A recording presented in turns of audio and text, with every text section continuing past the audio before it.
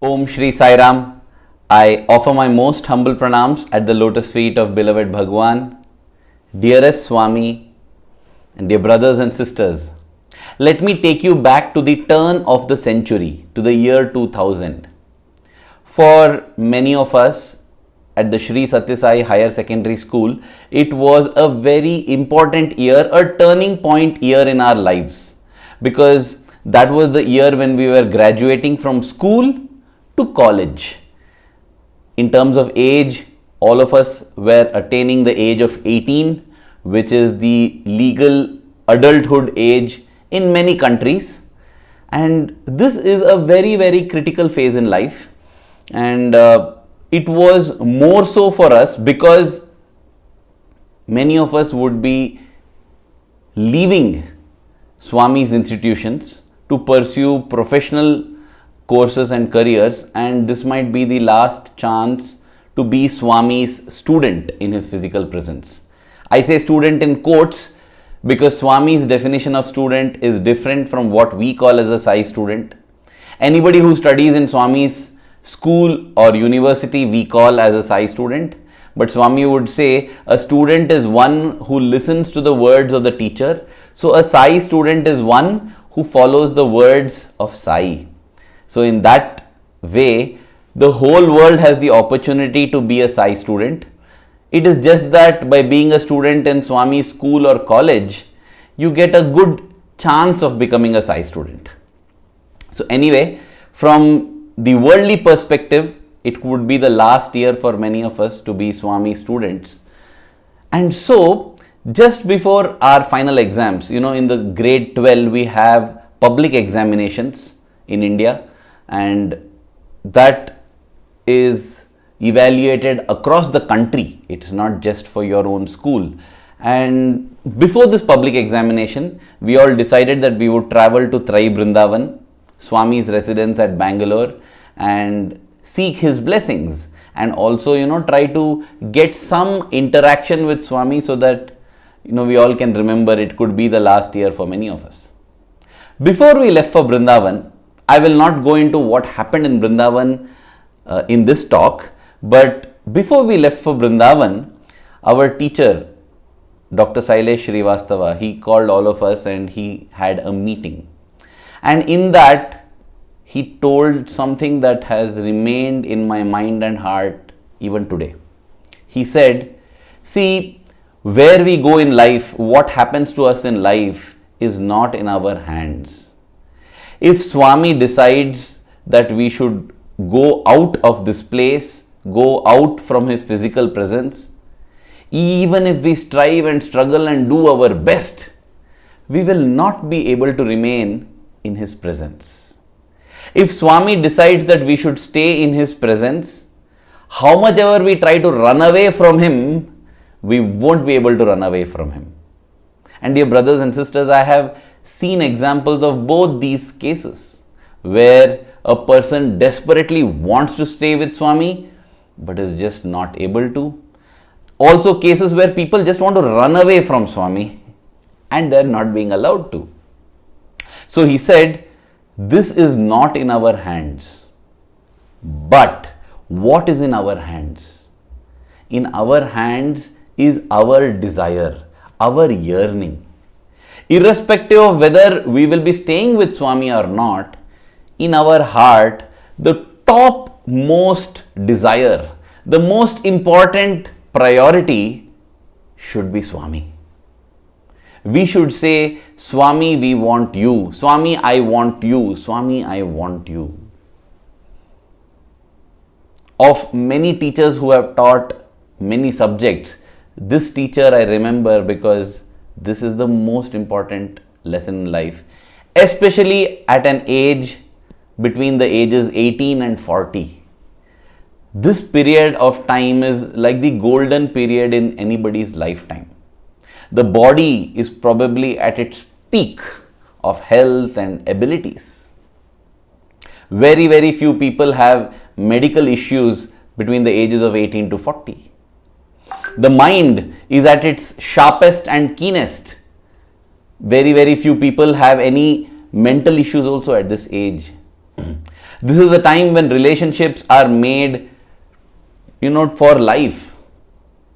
No wonder at this age people feel nothing can touch me. They feel on top of the world. They feel that nobody can beat me because everything is at its prime at this particular age.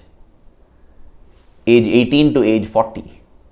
Before that, possibly there isn't sufficient strength, there isn't sufficient maturity and experience. And after 42, the same thing happens. And that is why it is so important, so important that this particular age is invested well. We talk of investing in terms of money. Even in that, what we do at this age is so important. We talk of investing in relationships. Even in that, what we do in this particular age is most critical. It will decide our entire life. Any field, anything that we take up, this is the important age. So at this age, it is indeed Swami's blessings that we had a teacher who told us that the most important priority, the most important investment to make is in Swami. And that has led to so many of us getting inspired and taking the right steps in our life. And today, I'm going to share one such story of one life that went along this inspiration, that Swami is the most important goal in my life. Swami is the only goal in my life. All other things are only possibly distractions, positive or negative. It's like, when you take a flight from, say, India to Mexico, or Mexico to United States, wherever you take a flight, you have a beginning and you have a destination. The most important reason for the flight is to reach the destination. But in the flight, you have in-flight entertainment. You can watch videos, you can read books, you can do your work. Nowadays, even the internet is being provided in an aircraft that is flying almost kilometers above in the sky. So you have many options to occupy your time. But the most important reason, the only reason we get into an aircraft is to reach the destination. If that is not served, if that purpose is not served, all the entertainment, all the food, the drinks, anything that we do on board the aircraft is absolutely useless. But even if we don't have in-flight entertainment, even if we don't do anything on the aircraft, if it is able to take us to our destination, that is enough. So too is life. In the journey of life, the most important is to reach our destination at Swami's lotus feet. Everything else that we do, our careers, our relationships, our likes and dislikes, what we eat, what we don't eat, everything else is just the way we spend time during this journey. That's all. I had the pleasure of being his classmate. We joined Swami school together in 11th grade, and our lives have taken different journeys, but I must say that the journeys are similar because both of us are convinced that the sole goal of life is Swami. So Hari, I'll call him Hari throughout. So Hari was blessed to be born into a family that were devotees of Bhagwan Sri Sathya Sai Baba already. His grandmother had interviews with Swami by then. There was Swami's photograph at home, and Hari, he had the good fortune of being blessed for his Aksharabhyasam and Annaprashna by Swami. Annaprashna is an event in your life when the baby is fed for the first time with solid food. So imagine Hari was fed by Swami. Aksharabhyasa is your initiation into education. Usually in our glorious tradition at Bharat, what we do is the baby is taught Om. Is taught to say the word, say the syllable, say the vibration, say the sound Om, and also write Om. Just as an aside, this Om is not a word. It is not something that can be translated. Om is a vibration. Om is a vibration. And that is why in Sanskrit, we do not have, though we can write Om phonetically with the alphabets, we have a special character, a special notation to symbolize Om, because Om is not belonging to any language, it's just a vibration, it's a vibrational sound. So this Om, Aksharabhyasa for Hari, that also Swami had only done. So having come from such a wonderful background, Hari was automatically, inclined towards Swami. For him, Swami was God. But then came a phase, this critical phase that I am talking about, ages which begin from 16, 17, 18, the teenage years, which I say is the most important in setting up the foundation for life. At that point in time, he used to stay in Bahrain, so he came to India for education, for higher schooling and university education, and that is when he happened to stay with some family members in the city of Bangalore, and they were atheists. Just 2 years of staying with them, these kind of atheistic thoughts rubbed on to him as well. That's why Swami says, tell me your company, I shall tell you what you are. Even right now, think of the 5 people with whom you spend the most amount of time, most amount of energy and thoughts on. Add up the personalities of all those 5 people, that is what you will be. That is why it is so important we choose our friends, our company, whose company we are in, because that is what we become. Just imagine Hari, who's Annaprashna, who's Aksharabhyasa, who has seen Swami. All this has been done by Swami. He has seen Swami right from his birth, and yet he didn't feel any inclination to go and have darshan or anything because of the company that he kept. But well, as I started by saying, when Swami decides, nothing can stop. It is his good fortune that Swami had decided that he had to come to Puttaparthi and have his darshan. So he went to Parthi, he began to have Swami's darshan, and it's so amazing that when he sat for darshan, the first time Swami came close to him, it is not his first darshan, but this is a darshan that he is having after going through this atheistic period in his life. He just saw Swami and he felt in his heart, hey, this is my God. No doubt in that. This is God. This is God. That's it. In his discourse on the 8th of September 1996, Swami gives a very interesting analogy. When we wonder why is it that some people, get the blessing of recognizing and accepting Swami, while some others, even after getting many experiences, get doubts about Swami. This is an anecdote, as I said, from Swami's discourse, which clarifies that. Swami says that there was a person who bought a piece of cloth, good quality cloth from Kashmir in India. He came and gifted it to his sister. Now this sister kept it in the cupboard and she forgot about it. Years passed, her son grew up, and one day when this lady was cleaning her cupboard, she finds this cloth after almost 10 to 15 years. And she says, hey, this is a nice new cloth. She gives it to her son and says, why don't you get a shirt and pant stitched with this? So he says, yes, I will do it. And he gets it stitched. And Swami says that it was a special occasion that day, and so this lady had made some sweets. And as this boy went to serve some sweets to himself, he bent down to pick up some sweets, his shirt tore. And then the mother was surprised. So she asks her son, how come this new shirt tore? How can a new shirt tear? And then Swami says that boy replies, mother, the shirt is new, but the cloth is very old.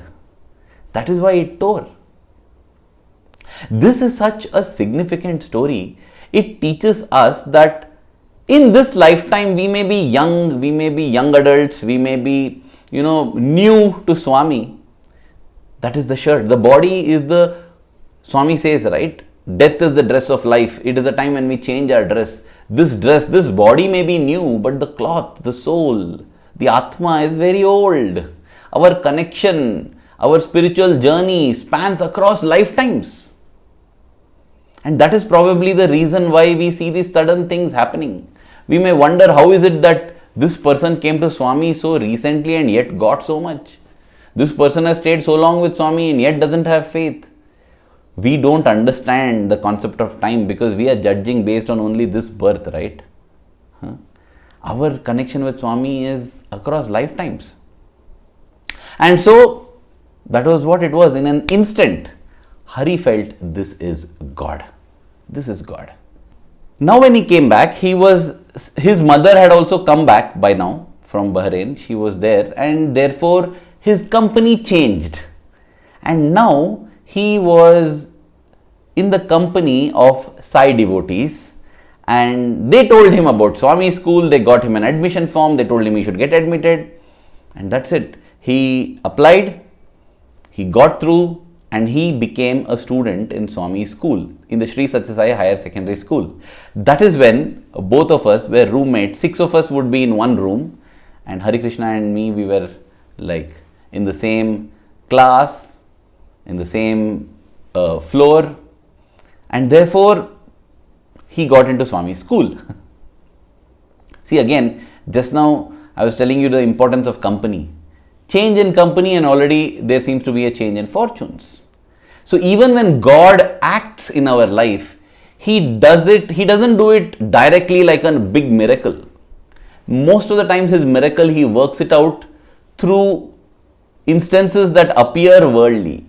He'll make you undergo a change in your company so that you get a change in your heart and mind. That is how Hari got into Swami school.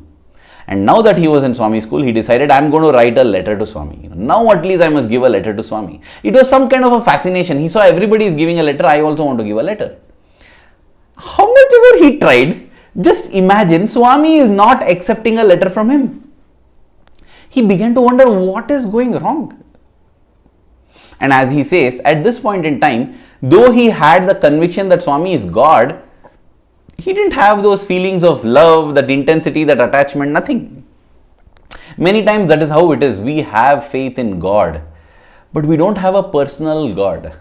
It's not like my day isn't complete without me thinking of Him or looking at Him. When we get into this divine romance, no morning is complete without thinking of Him or seeing Him or hearing Him. No day is complete, no night is complete. Everything is incomplete without Him. Other times also we have faith in God, but it's not a personal God. I go to the temple, I worship, and if somebody tells me about God, I listen with reverence, I have respect for God. God is so distant, it's not a personal God. The magic of a personal God is so beautiful. It leads to the divine romance, the best romance that we can ever have in this lifetime or many lifetimes.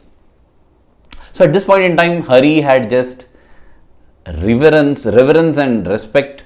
Swami is God, and he felt that, for God you do sadhana and God will respond to you. So he tried to do different sadhanas, attend bhajans, do this, all for the goal that Swami should take this letter. That's it. That didn't work. And so he decided to do a severe penance. He decided, Swami, till you take this letter from me, I will not eat anything. This is what he decided. So it was a weekend, a Saturday morning. He skipped breakfast. He skipped lunch. And in the evening, he hoped that Swami would be pleased with his penance and Swami would accept his letter. He just felt this is how it is. This is how it has to work. I do something for God, God has to give it back. That's it. And if I do it, God better give it to me, right? I'm doing it. It's like, he felt like it's like a business transaction. You go to a shop and you give money, they have to give you what you want. That's it. As long as you give money, it's done. The divine shopkeeper is not like that. The divine shopkeeper doesn't care about your money. He cares about that inner feeling, that love, that yearning. When that love and yearning is there, without money also, the whole shop he will give it to you.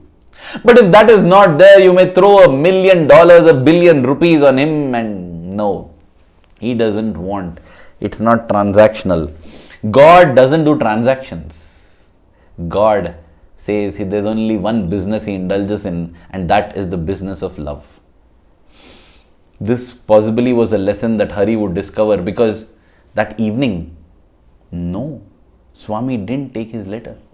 He's doing Namasmarana, he's doing bhajans, he's reading the books that he's supposed to, he's ticking off all the boxes. He's doing everything right, and now he's even doing this penance. He won't eat food till Swami takes a letter. And that evening, Swami didn't take a letter. A hungry Hari returns to the hostel and decides that he won't have dinner. And so 24 hours pass without him eating anything, just staying on water. Sundays are the days when we have morning darshan, when we used to have morning darshan as students, because it's a holiday. That is what it is. In Swami's presence, every holiday becomes a holy day. Because any holiday we will have double darshan. That is the true meaning of a holiday, a holy day. So Sunday morning, again without breakfast, skipping the milk, everything, he goes to mandir. He has got a new letter now, because he used to feel if that letter Swami didn't accept, something's wrong with the letter, he would tear and throw it, write another letter. Look at this, dear brothers and sisters. Through this process, he began to yearn for Swami. A person who just had reverence and respect for Swami as God now began to feel, Swami, why are you not taking my letter?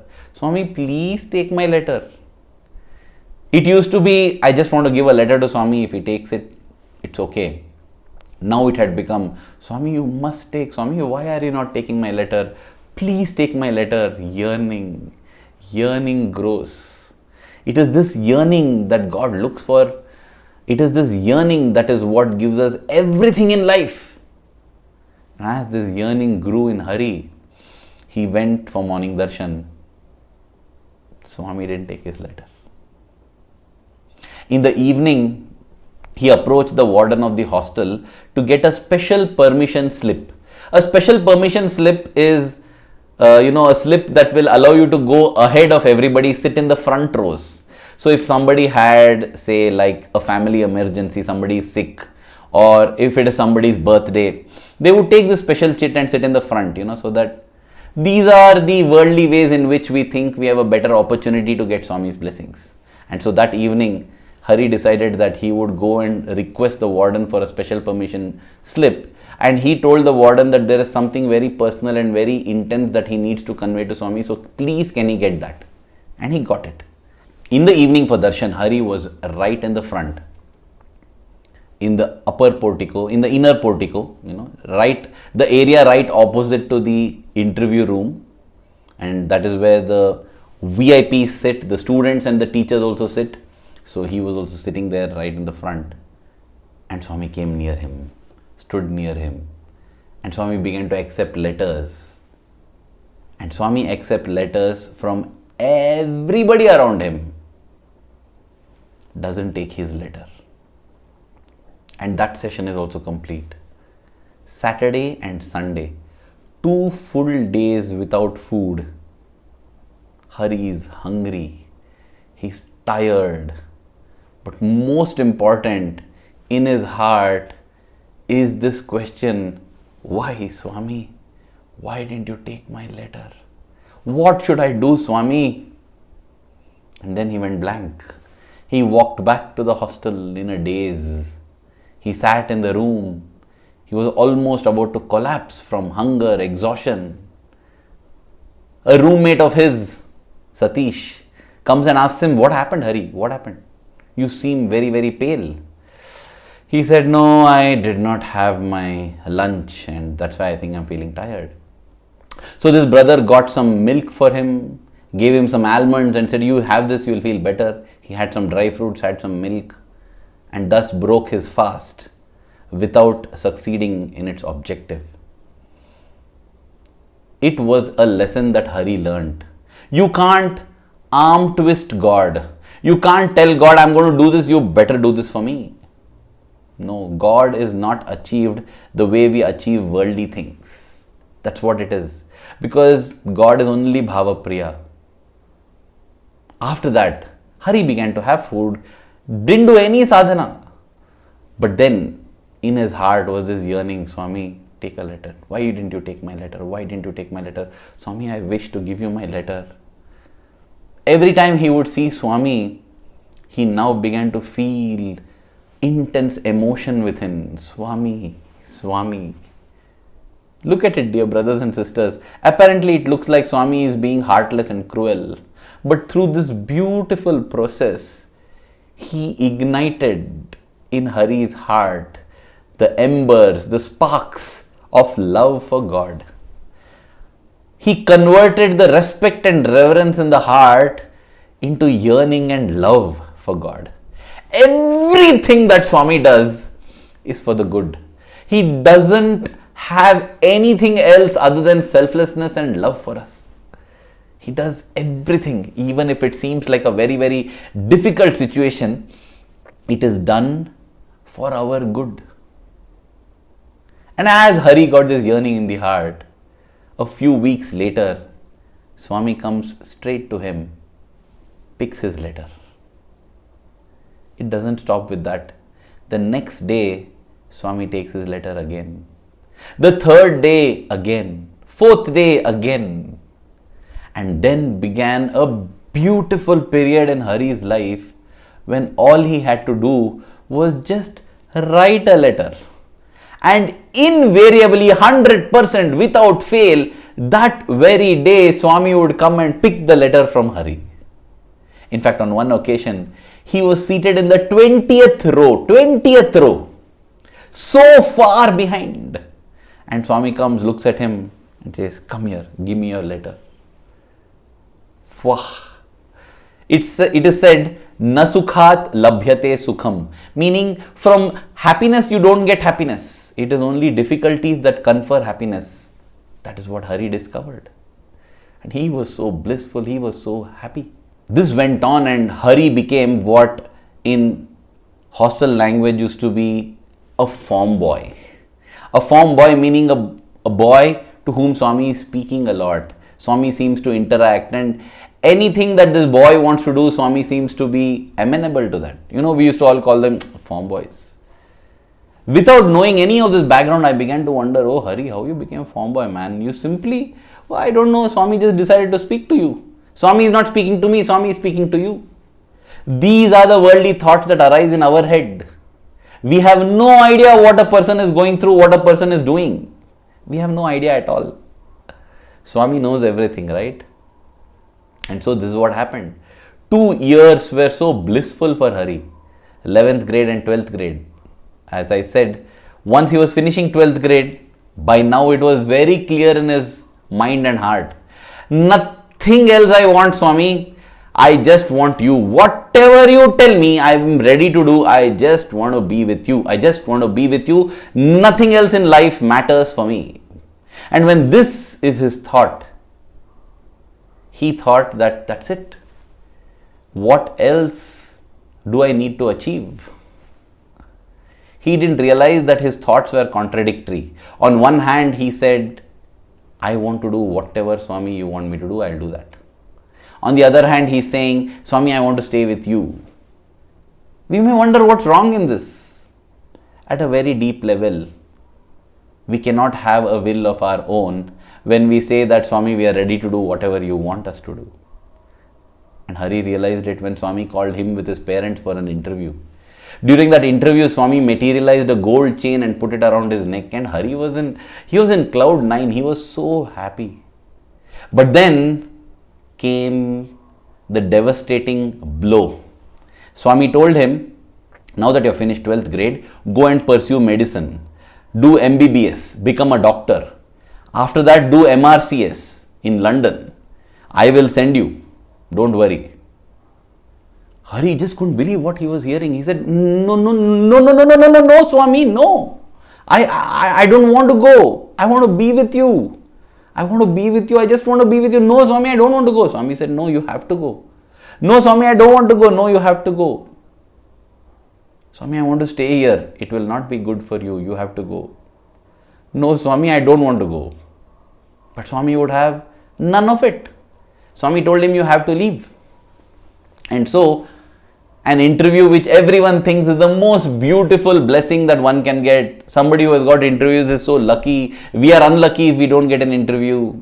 Nothing like that. There's nothing like luck or unluck, lucky or unlucky with Swami. An interview which anybody would feel thrilled about, which began so beautifully with Swami creating a beautiful golden chain for him, was now a nightmare for Hari, because he was being forced to leave Swami's presence, which he didn't want to. So at the end of the interview, as everyone was filing out, he stood back, he waited, along with his parents. And Swami said, yeah, leave. He said, Swami, I will not leave. You will not leave, you have to leave. Not about the interview room. Swami, I will not leave, I want to be with you. No, you have to go and do MBBS. No, Swami, I want to be with you. You have to leave. No, I won't leave. You have to leave, I won't leave. You have to leave, I won't leave. This went on for 20 times. Just imagine, 20 times. And then finally Swami said, okay, fine. Stay if that is your wish. Stay on. Hari was immediately happy. Swami told him, do BSc then. I can stay on in Swami's college, I'll do my BSc. And he was very relieved and happy. Dear brothers and sisters, God, tries to tell us so many things. And He will tell us directly only when He has the faith and confidence that we will listen and heed His word. Because the sin of disobeying God is very, very immense. And Swami doesn't want us to get that sin. And that is the reason many times when we say, Swami, tell me what I should do, He doesn't seem to be telling us directly. Because before we ask Him what we should do, we have to examine whether we have the wherewithal, whether we have the ability, whether we have the implicit faith to do as He says, without allowing our own wishes, our own desires to come in between. Never in our life we should make Swami tell us, okay, your wish, whatever you want, you do. No. At that point in time, it looks like Swami is blessing us with what we want, but oh God, it only means that I was foolish enough to do something that Swami didn't want me to do. So this is what happened. Hari made Swami tell him that, okay, if that's your wish, do what you want. And so he decided that I will apply for the BSc course, the Bachelor of Sciences course in Swami's college. He joined. All of us joined, He was again my classmate in BSc Biosciences at Brindavan, Whitefield, Bangalore. We were all there, and Brindavan is a beautiful place to be in because it brings you an amazing proximity to Swami, an amazing intensity that you can develop. Brindavan was considered as Swami's home, whereas Prashantinilayam is like his office. And of course, Kodaikanal is his playground. So in Brindavan, Hari became a harmonium player. He had the ability to play the harmonium, which he had learnt, and he became a harmonium player and part of the bhajan group, because of which he could get a few more chances with Swami. Swami continued to speak to him. Swami continued to take his letters. See, just imagine, dear brothers and sisters, he had done that intense penance for a few days 2 years back. And at that point in time, it looked like it is not yielding. But any effort that we put for God, even without the right feelings, if we put that effort for God, God will ensure that it doesn't go waste. Even at this point in time, Swami is accepting letters from him, Swami is taking, and all this is happening. And then came an interesting phase. I remember it so vividly. In Vrindavan, one fine day, Swami told all the students, no, I don't want to accept letters from you. No, too many letters. Everybody is giving letters. And if anybody tries to give a letter, Swami will tell, you post it. You send it via post, send it by courier. He will not accept. For some strange reason, there was a period of 1.5 months when Swami didn't accept any letters from any of the students. So at this point in time, Hari decided, okay, I won't write letters. But that very day, one of his cousin sisters had come and for darshan, and she handed a letter to him asking him, can you hand this over to Swami? I tried to give Swami, Swami didn't take it. Hari was thinking that I can't offer it straight to Swami, because by now Swami's refusal to take letters had become so emphatic that even the teachers used to tell us, don't offer letters to Swami, don't give letters to Swami. So, you would even be upsetting the teachers if you tried to give a letter to Swami. So Hari decided that he would keep his sister's letter in his pocket. If Swami wants, he can take it, otherwise that's it. That day, during the Trai session is when Swami would call all the students into his own residence and interact. Swami would give discourses, Swami will make students speak, Swami will make teachers speak, sometimes the students will sing. So as Swami was walking across the students in Trai Vrindavan, Swami picks up the letter from Hari's pocket, then begins to read that letter. And now Swami is reading it as if Hari is writing the letter. And there, Swami reads, Swami, you are only close to those who are near you, to your students. Those of us who are outside, outside, we don't get you. We also want you, Swami. These are actually the words of his sister to Swami. Possibly she is thinking of all the beautiful opportunities that Hari is getting, or maybe the students are getting and she is not getting. So she is pouring out her heart to Swami.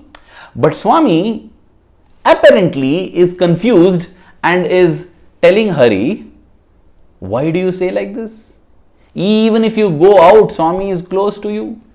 Why do you say that Swami is close only to those who are inside? And Hari is wondering, this is not my words, these are not my words. But he is not telling anything because he has the conviction this is God. And by now his experiences, he is ready to accept whatever Swami does as a lila. He is smiling. He is wondering, what is this, Swami? It's not my letter, but anyway Swami is answering. So Swami is answering the questions that his cousin sister has posed as if Hari has posed them. And Swami is telling him, don't think that if you are outside, Swami isn't close to you. Don't think that Swami is close only if you are inside. No, Swami is always close. Swami is always with you. The meaning, the poignancy of these words would strike Hari only a year later, when something drastic happened and everything seemed to collapse in his life. It happened in a manner which was very casual and normal. One day he was walking back to the hostel when one of his friends accosted him and said, hey, can you just help in the stores? We are shifting something. He said, okay. So he went to help in shifting. And while helping to shift, the friend told him that, hey, you know what? You can join us inside and watch a movie. Watch a movie? How? He said, no, see, there's a computer that's in the stores and we have got a CD. So after we do the work, for some time we just watch a little bit of the movie. This is how we are watching. Hari found it very amusing, this craze for movies. He was not crazy behind movies. But anyway, he stood there, he watched for some time, 10-15 minutes. Then he wasn't interested so much. After a while, he left. It was later that he got to know that this was something that was happening regularly. And again, normal movie. It was not pornographic movies. It was not terrible movies. Nothing bad. Normal movies which you and me see on a daily basis or on a weekly basis. We keep seeing such movies, normal movies. So they were watching. But then, he got to know that a few months later that these boys who were watching these movies had been discovered and strict action was being taken on them. An investigation was launched in the hostel to find out all those who had watched the movie, and though it was only for one occasion, Hari's name too got into the list. And Hari was informed that he must pack his baggages and quit the hostel. See, in Swami's integral education, the hostel is very, very important. In fact, Swami gave more importance to the hostel than the college, because it's in hostel you learn lessons for life. The college teaches you how to earn and learn for a living. So the hostel is so important, and when you're removed from the hostel, it also means you're removed from the university. And when you're removed from the university, it also means you're no longer a student. So eviction from hostel meant eviction from everything, from the college, from the school, and from the mandir, from everywhere. My God, So much, such a stern punishment for such a small thing. So unfair it feels, yes. But dear brothers and sisters, I want to remind you of some words from Swami. Let me read it out. Swami says, when you said yes to me, and Swami goes on to say, when you said yes to me, you gave up the right to be like everyone else. That is why you draw experiences to yourself that will cleanse you of that which does not fit who you are. Over and over, again and again, until I make you see that the past no longer works. I challenge you and tempt you every day with your past, so that you may see that the past is ultimate delusion. When you said yes to me, you gave me your body, your thoughts, your actions.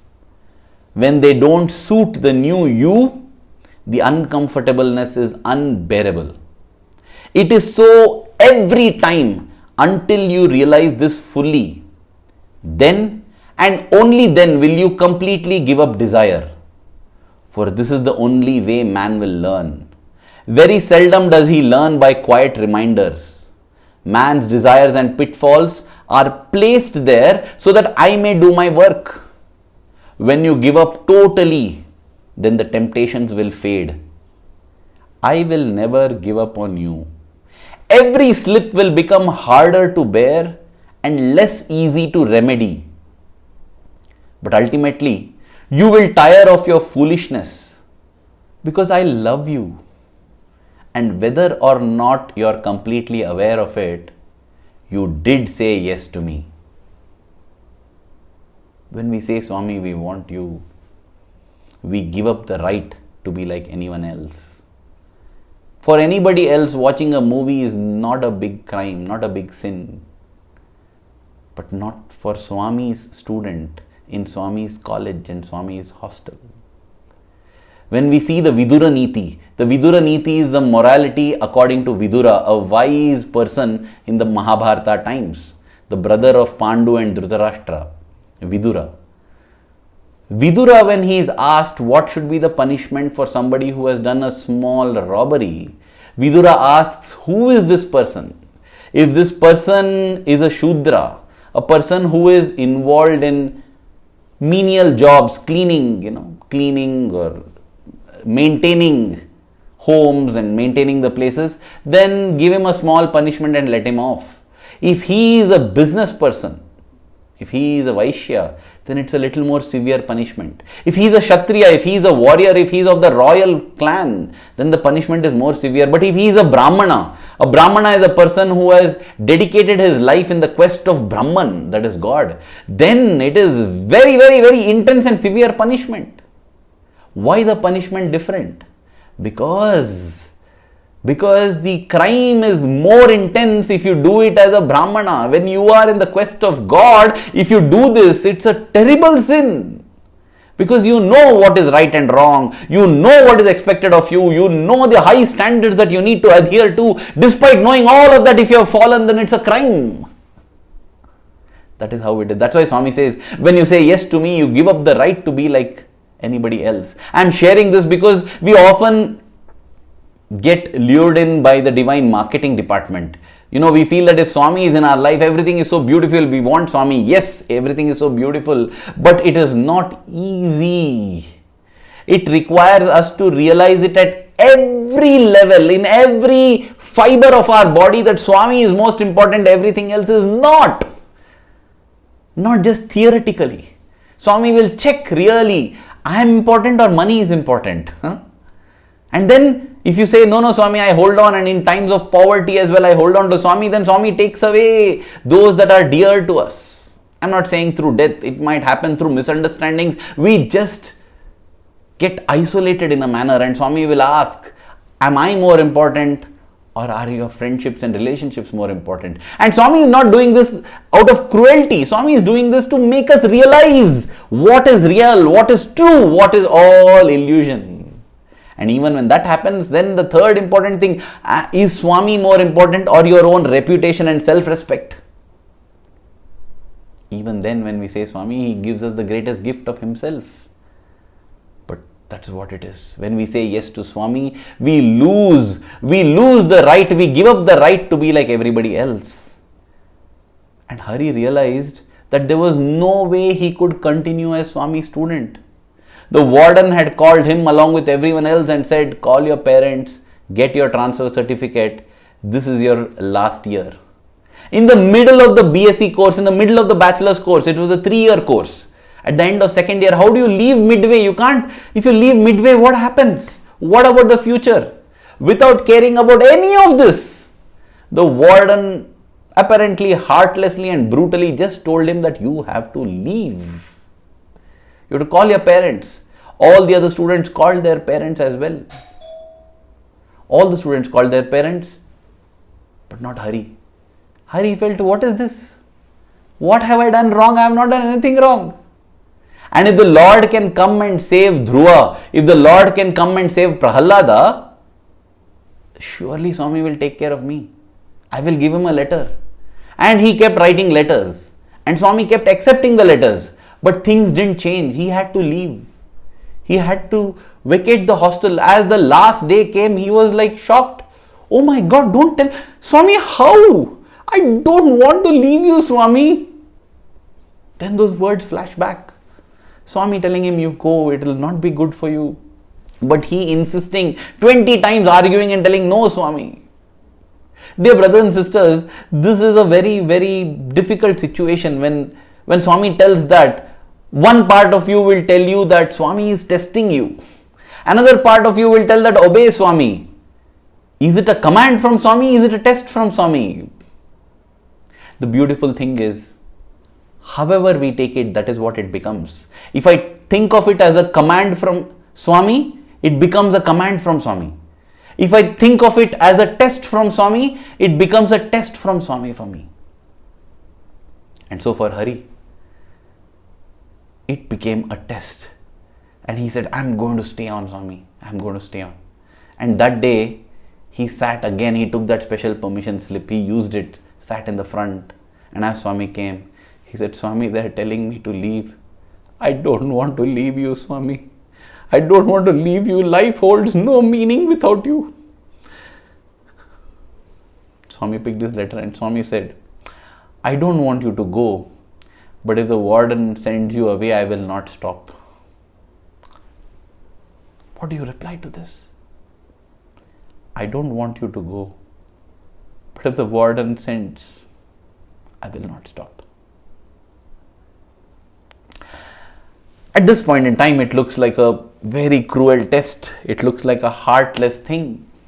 But as I said, everything Swami does is for our spiritual growth. For us to grow in the direction of our ultimate goal in life. For us to grow in our intensity and yearning for Him, because only that matters. In the flight journey, just reaching the destination is all that matters.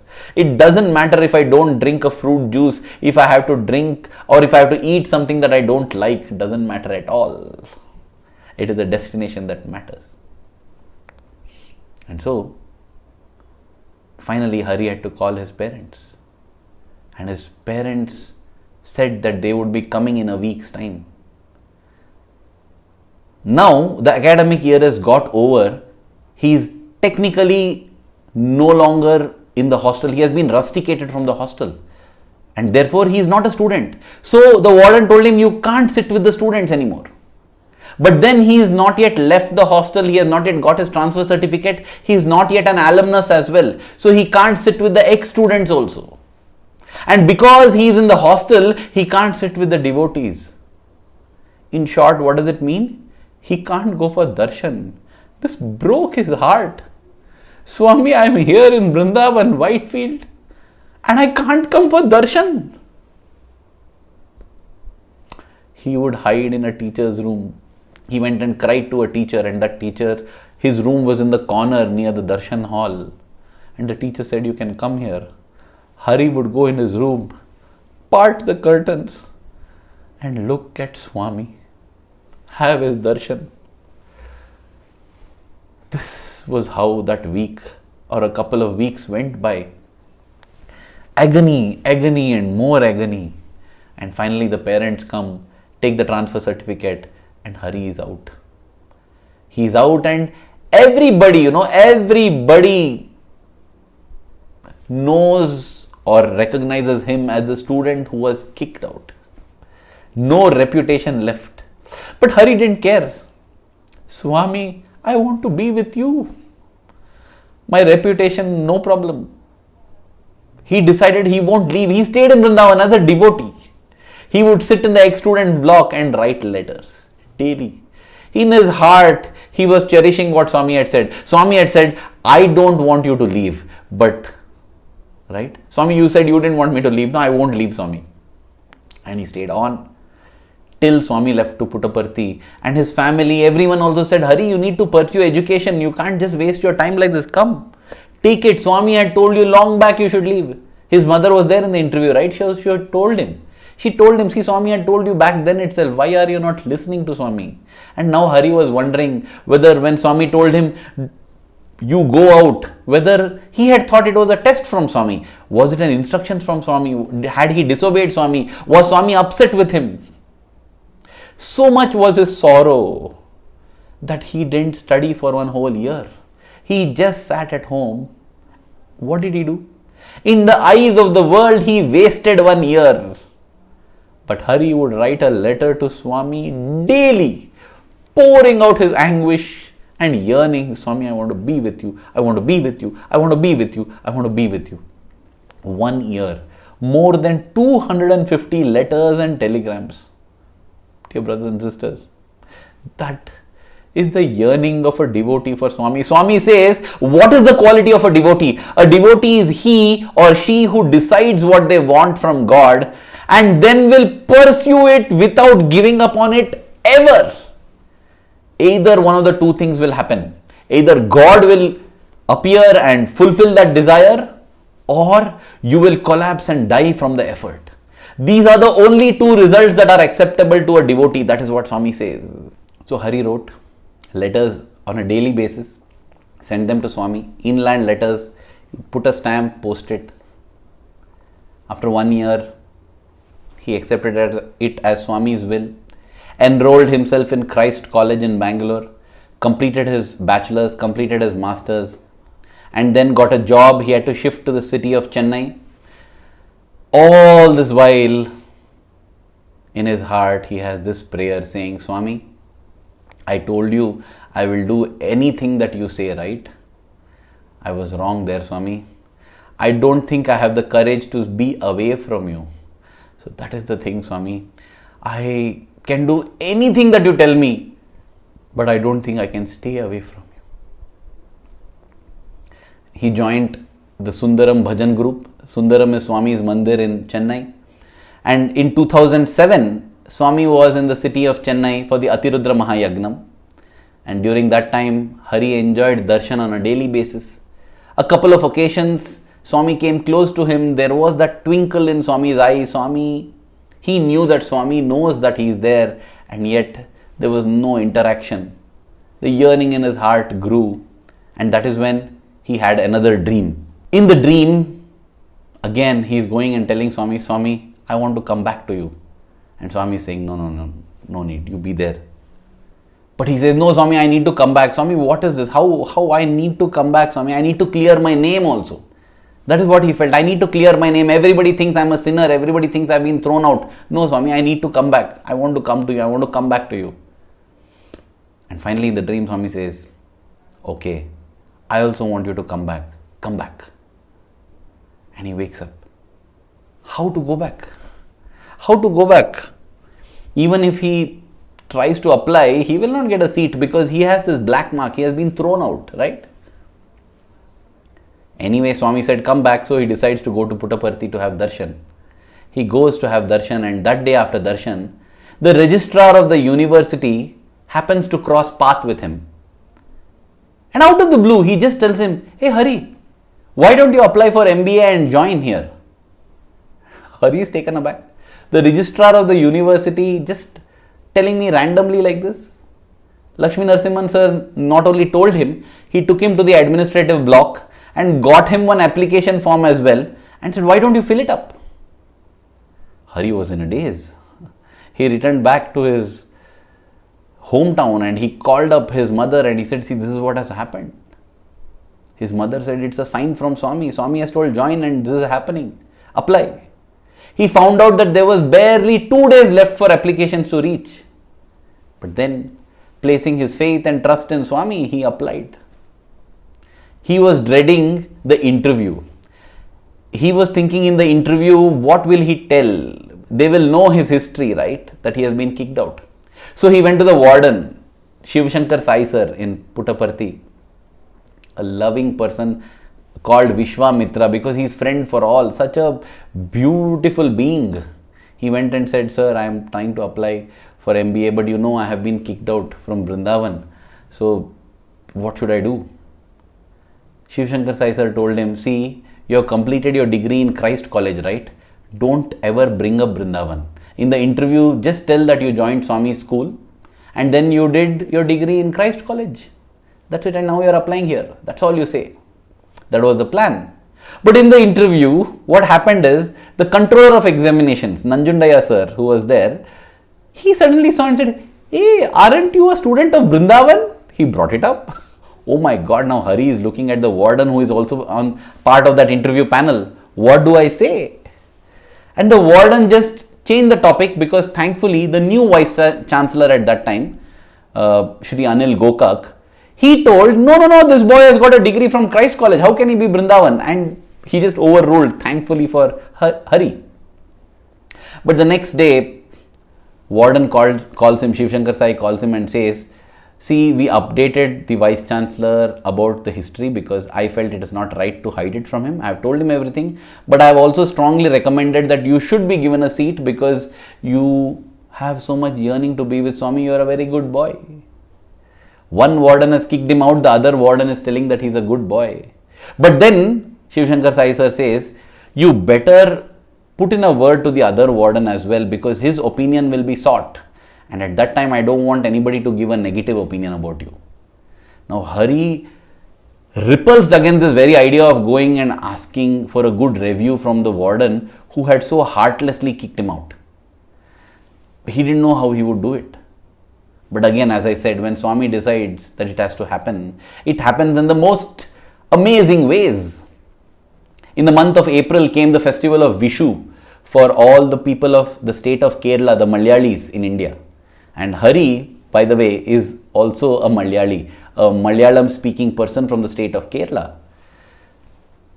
He was part of the activities there, and that year for Vishu, they had come up with one child who would be playing the harmonium and singing. He was very good at it, but he was blind, born blind. He didn't have eyesight. So this young boy was performing in Swami's presence as part of the Vishu program. Now the people had this worry, what if this boy faces any problem while playing the harmonium? Because he can't see, right? And guess what happens? They request Hari to sit behind this boy just as a backup to help in case anything goes wrong. And so Hari sits there. And this program goes on without a hitch. The boy performs beautifully for Vishu in the year 2007 and Swami is very happy. Swami calls all the people of this music program and gifts them white safari cloth pieces. And then Swami asked the boy beside him, did everybody get, the student who was assisting Swami, Swami asked him, did everybody get clothes? Yes, Swami, everybody got clothes. Swami says, no. Looks and pulls out Hari and says, hey, you come here. From the 10th line, Swami picks up Hari and calls him onto the dais, onto the stage, gives him clothes, blesses him profusely. And this whole scene is witnessed by that former warden who meets Hari after this program and tells, boy, Swami has so much love and grace on you. See how wonderfully Swami is blessing you. I am so happy to see this. And at that point in time, Hari says, sir, I have applied for an MBA seat and I think by Swami's grace and your good wishes, I should get it. The warden says, oh yes, definitely I will put in a good word. See how everything changes. Once the message is learned, the messenger vanishes. Difficult situations in our life are messengers that come to give a message from Swami. Once we learn that message, the messenger goes away just as spontaneously or suddenly as it had come. And that is how Hari became a student. He came back to Swami as an MBA student. And many were his experiences in MBA. I will possibly narrate one incident that definitely is like a climax to this life of yearning and pining and craving for Swami. You know, it was the 16th of July 2008. There was a music program scheduled and a musician had come. And this musician was being accompanied on the harmonium by his wife. But Swami said, why? Why do you need your wife to accompany you? My students will play the harmonium for you. Now Hari was a harmonium player, but he was not a senior harmonium player, There were many others. To start off with, there is Saithya Sir himself, who was an amazingly gifted composer and harmonium player. Gifted by Swami, of course, because he has not received any technical training there. Then there was one brother called Sathya, there's another brother Harishmani, many amazing harmonium players. And they were senior harmonium players. Now, speaking of seniority, it reminds me on one occasion that year for Ugadi, Swami decided to give clothes and money for stitching clothes to the senior members of the bhajan group. And there was a teacher who was tasked with this to get the names of all the senior members. And he got all the senior members' names. He didn't get Hari's name because Hari had joined just that year, right? He's new in MBA, new in the bhajan group.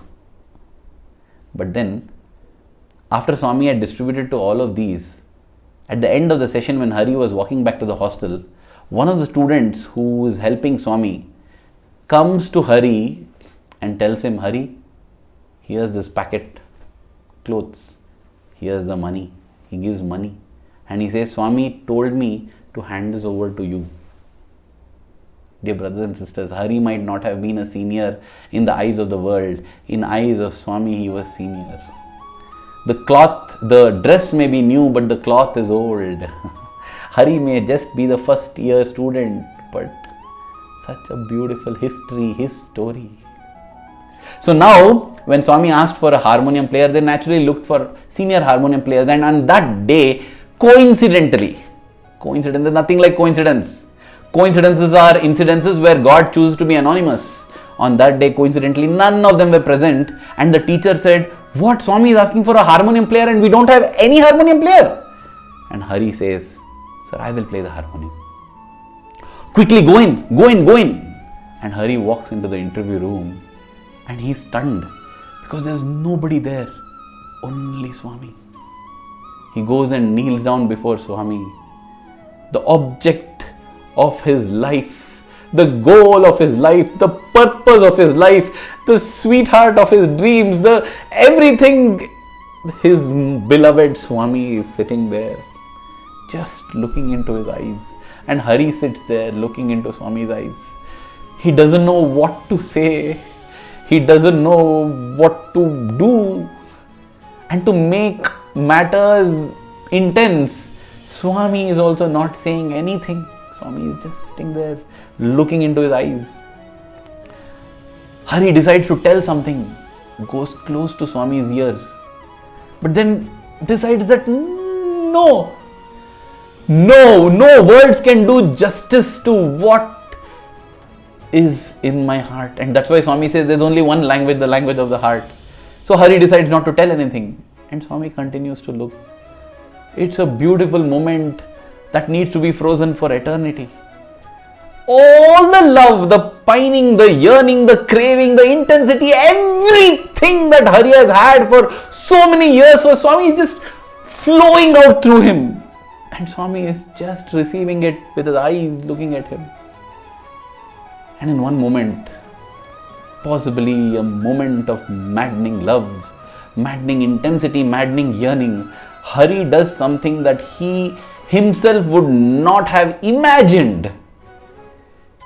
Just bends forward, hugs Swami and plants a kiss on Swami's cheek.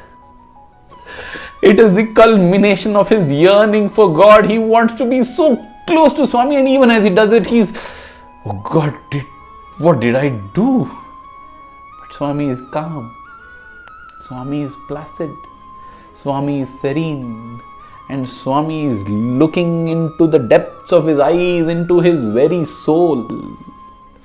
Swami embraces him back. And then Swami says, you can go. That's it. Just to complete that story of that singer, of that musician, after this little interview, Swami just said, no, let that person's wife only play for him, no problem. So for that music program, finally, the singer's wife only played the harmonium. But this entire thing, this entire drama was created just to let Hari know that Swami yearns for you too. Swami has a very special place in his heart for you because you have a very special place in your heart for Swami. And as Hari looks back, he feels that is the most beautiful day in his life, when he got a chance to physically express to Swami, giving him a hug and a peck on his cheek to express his love. Hari has had many experiences after that, but every time he remembers this day and feels that yearning for Swami. He's successful in his career today. He's successful, he's married, he has children. Every way he's successful, but in his heart, he feels that the only thing that matters in life is Swami. And he realized why Swami was going on hell-bent upon him being separate from him. Because Hari had felt the only weakness in his life is that he can't live without Swami. Without Swami's physical presence, he will be gone. But Swami wanted to let him know that Swami's presence is the omnipresence. Swami's presence is eternal. Swami is always with him. But how to teach him that? Hari says, when on 24th April 2011, Swami left the physical, I was sad, no doubt, but I know Swami is always with me. Swami loves me, and this is enough for life. I have nothing else to achieve in life. I have achieved his love and I love him. And my only prayer is that every moment of my life, my love for Swami keeps growing. Dear brothers and sisters, as I conclude this talk, I don't know if there is any message as such that I have delivered, but I have just shared this beautiful story. The Bhagavatam, Swami says in the Bhagavata Vahini, Bhagavatam is the stories of Lord Krishna. Swami says is the story of the Bhakta, the devotee, of Bhagwan, of God, and of Bhakti, of devotion. Stories of devotion, stories of devotee, stories of God. This is what makes the Bhagavatam. And as we listen to this Bhagavatam, a transformation happens in our heart.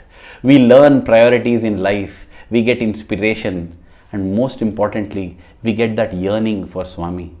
Dear Swami, all our life, every moment of our life, may our love for you keep growing stronger every passing moment.